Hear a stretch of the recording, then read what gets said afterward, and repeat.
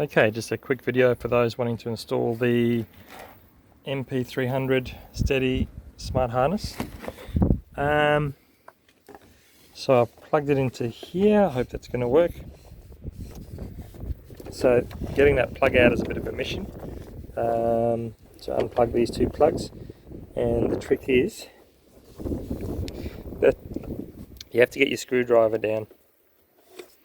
Just zoom in. You have to get your screwdriver in between there and there, just down there, and push down quite hard and out like a flat blade screwdriver. So just down and twist, and it'll push out that way quite easily. If you put enough down pressure on it, it'll work. All right, then I've got my steady cable here, close to getting ready to wire up. But of course the challenging bit is how to get it through to the cabin. And the wire, I've ended up just had to remove one bolt, this thing here, just remove that one bolt so I could get that out of the way. Unfortunately, some people do put the wire through this little grommet, but I've already got a wire going through there for the electric brake for my caravan, so I've had to go through the big grommet underneath.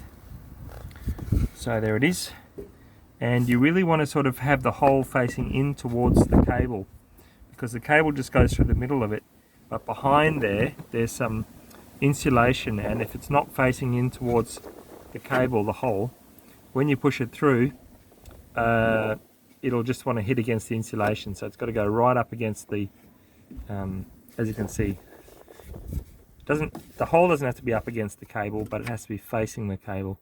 So when you push it through, it's hitting up against the cable, sliding up against the cable.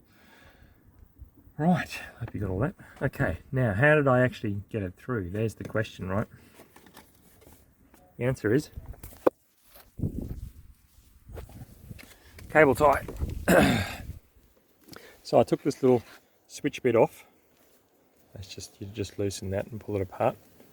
All right, so that's sitting there separately, and on the end of it, where it connects to that, I just folded it over in half.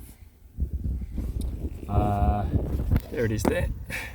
Folded it in half, ran a cable tie through it, just taped it so you had a nice smooth edge to push through, and then I pushed the cable tie through the hole that I'd made in the rubber boot, and it's come through along that pipe. You see that insulation that's got to get in your way? That's why I was saying it's got to sort of meet up at the where the existing cables come through, so it pushes through. When you push your cable tie in through, it slides up against that those wires there and slides through nice and easily. So that's it there, as you can see. To make the hole in the rubber boot, here's what I did. First used a little screwdriver like that to just punch a little hole through. Little Phillips head, it's quite sharp. And then I used a bigger screwdriver, punched the bigger hole through, and that's all that was needed. That switch is okay, but I also ordered one of these beautiful steady switches.